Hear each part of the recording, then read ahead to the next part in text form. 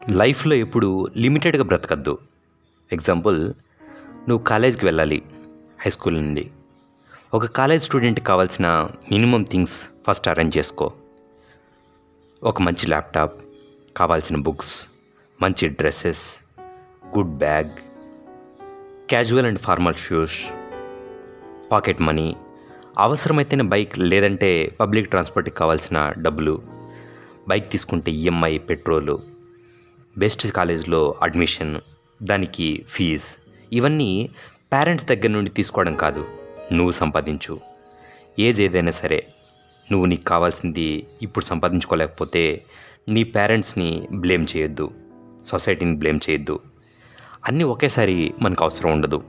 Priority wise ఒక్కొక్కటి కొనుక్కో సంపాదించుకొని.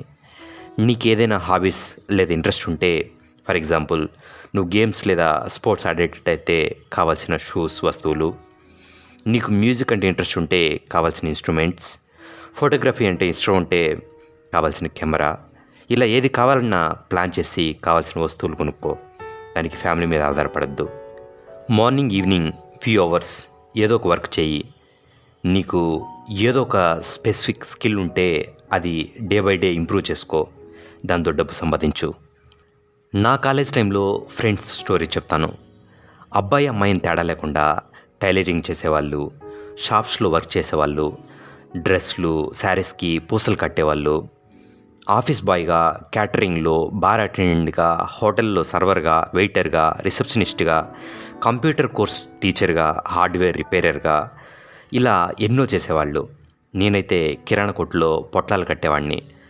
బెటర్ ఆప్షన్స్ వెతుకు. ఇప్పుడు అందరి చేతిలో ఫోన్ ఉంది, దాంతో ఏదైనా చేయొచ్చు. ప్రపంచంలో ఏ మూలన ఉన్న వాళ్ళతో అయినా కనెక్ట్ అవ్వచ్చు. ఏది కావాలన్నా నేర్చుకోవచ్చు.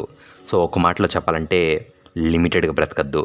Explore the options, live better.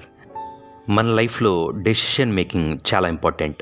మనం ఎక్కడ ఉండాలి, ఎలా ఉండాలి, ఎవరితో ఉండాలి అనే విషయాలు చాలా ఆచితూచి నిర్ణయం తీసుకోవాలి. ఫర్ ఎగ్జాంపుల్, నువ్వు ఒక జాబ్ చేయాలనుకుంటే ఎలాంటి జాబ్ చేయాలో ఫస్ట్ డిసైడ్ అవ్వాలి. నెక్స్ట్ ఎక్కడ జాబ్ చేయాలి, లాస్ట్గా ఎవరితో కలిసి చేయాలి, ఇలా డిసైడ్ అవ్వాలి. నువ్వు హైయర్ ఎడ్యుకేషన్కి వెళ్ళాలన్నా ఇలాగే డెసిషన్ తీసుకోవాలి.